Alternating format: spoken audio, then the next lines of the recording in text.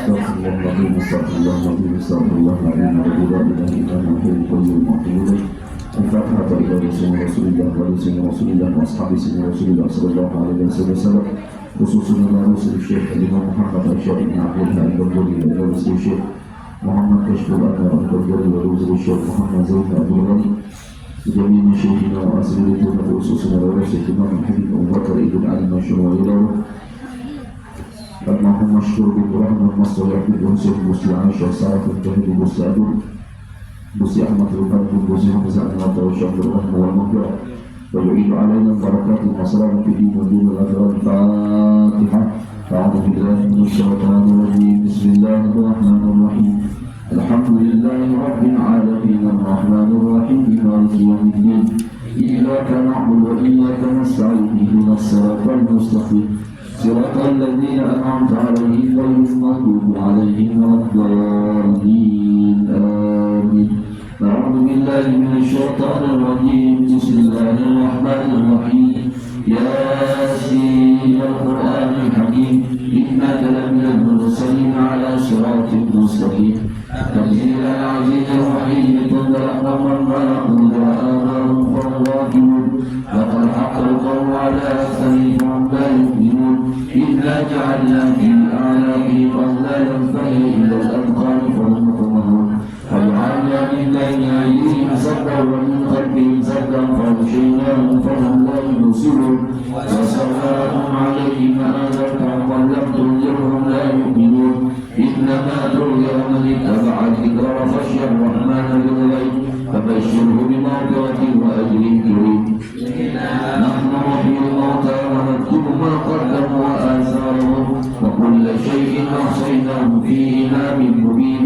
واضرب لهم مثلا أصحاب القرية إذ جاءها المرسلون إذ أرسلنا إليهم اثنين فكذبوهما فعززنا بثالث وقالوا إنا إليكم مرسلون. قالوا ما أنتم إلا بشر مثلنا وما أنزل الرحمن من شيء إن أنتم إلا تكذبون. قالوا ربنا يعلم إنا إليكم لمرسلون وما علينا إلا البلاغ المبين. قالوا إنا تطيرنا بكم لئن لم تنتهوا لنرجمنكم وليمسنكم منا عذاب أليم. قالوا طائركم معكم وإن ذكرتم بل أنتم قوم مسرفون. فجاء من أقصى المدينة رجل يسعى قال يا قوم اتبعوا المرسلين اتبعوا من لا يسر بفجر وهم مهتدون. وما لي لا أعبد الذي فطرني وإليه ترجعون. فأتخذ من دونه آلهة إن يضلل الرحمن بضر لا تغن عني شفاعتهم شيئا ولا ينجدون. إني لنا في ضلال مبين. إني آمنت بربكم فاسمعون. إلى أدخل الجنة قال يا ليت قومي يعلمون بما غفرني ربي وجعلني من المكرمين. على قومه من بعده من جند من السماء وما كنا منزلين إن كانت إلا صيحة واحدة فإذا هم خامدون. يا حسرة على العباد ما يأتيهم من رسول إلا كانوا به يستهزئون. ألم يروا كم أهلكنا قبلهم من القرون أنهم إليهم لا يرجعون. وإن كنا ما جميع لدينا محضرون. وآية لهم الأرض الميتة وحييناها وأخرجنا منها حبا فمنه يأكلون. وجعلنا فيها جنات من نخيل وأعناب وفجرنا فيها من العيون ليأكلوا من ثمره وما عملت أيديهم فلا يشعرون. سبحان الذي خلق الأزواج كلها مما تنبت الأرض من أنفسهم ومما لا يعلمون. ما يكون لهم الليل يصلح منهن نارا بينهم مظلمون. والشمس تجري لمستقر لها ذلك تقدير العزيز العليم. والقمر قدرناه منازل حتى عاد كالرجل الجديد. لا الشمس ينبغي لها أن تدرك القمر ولا الليل سابق النهار وكل في فلك يسبحون. وآية لهم أن حملنا ذريته بالفلك المشهور وخلقنا لهم من مثله ما يركبون. وإن نشأ نهلكهم فلا صريخ لهم ولا هم ينظرون إلا رحمة منا ومتاعا إلى حين. وإذا قيل لهم اتقوا ما بين أيديكم وما خلفكم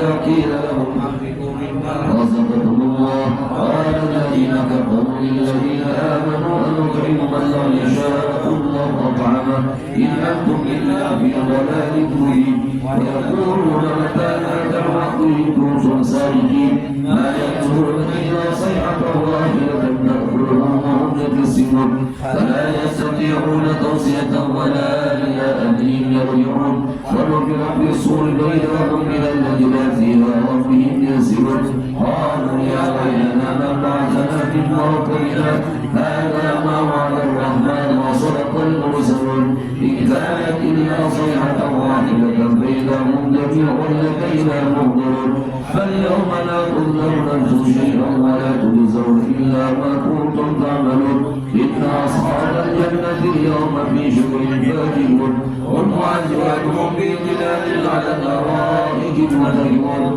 لهم فيها فاكهة وهم لا يدعون سلام قولا من رب رحيم سلام قولا من رب رحيم سلام قولا من رب رحيم وارتعبوا اليوم أيها المجرمون ألم أعد إليكم يا بني آدم أن لا تعبدوا الشيطان إنه لكم عدو مبين وأن اعبدوني هذا صراط مستقيم ولقد أضلني من كثيرا أفلم تكونوا تعقلون هذه جهنم التي كنتم توعدون اصلوها اليوم بما كنتم تكفرون اليوم نختم على أفواههم وتكلمنا أيديهم وتشهد أرجلهم بما كانوا يكسبون ولو نشاء لطمسنا على أعينهم فاستبصروا الصراط فيبصرون ولو نشاء لمسخناهم على مكانتهم وما استطاعوا مضيا ولا يرجعون ومن نعمره نكسه في الخلق فلا يقلون